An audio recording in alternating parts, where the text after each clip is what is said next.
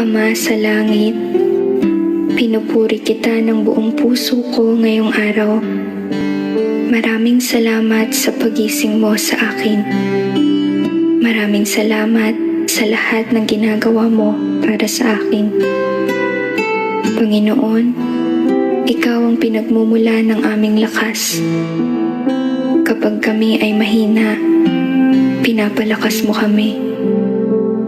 Kapag kami ay bumabagsak at nanghihina, ang iyong makapangyarihang kamay ay iniaangat kami at pinapanumbalik ang aming lakas upang kami ay pumailang lang tulad ng mga agila. Salamat po, Diyos ko. Naway ipagpatuloy mo po na manatiling ligtas kami ngayong araw at punuin kami ng iyong biyaya at pagmamahal.